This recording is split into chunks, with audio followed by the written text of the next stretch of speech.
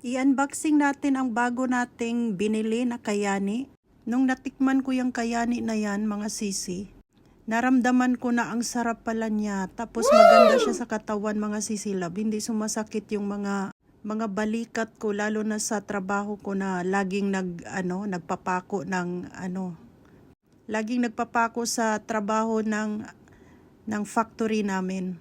Tapos nung hindi pa dumating yung in-order kong kayani na sunrise, may naiwan sa bag ko, mga sisilab. So tinikman ko siya, ininom ko siya 3 days.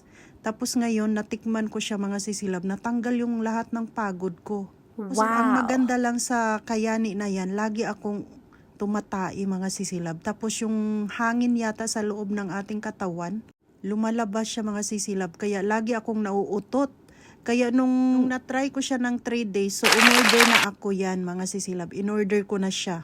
Tapos hanggang ngayon, tuwing kumakain ako, mga sisilab, na siya, hindi na ako yung parang ma-feel mo na busog ka yung hindi ka na makahinga, hindi siya ganun. So nung na-inom ko yan, doon ko naramdaman na ay masarap pala to at saka maganda sa katawan. Hindi ako napapagod. Kaya kinontinue ko siya, kaya bumili ako ng 2 box para i-continue ko siyang inumin yan. Tapos kung darating na yung isang sunrise na in-order ko, ibenta ko na lang sa kasamahan ko na hapon para matikman naman nila. Super yummy niya, mga sisilab. Maganda siya kasi pang sports. Kaya pala hindi ako pagod. Super yummy niya, mga sisilab. Grabe, ang sarap talaga niya. Blueberry po, may halo siyang blueberry.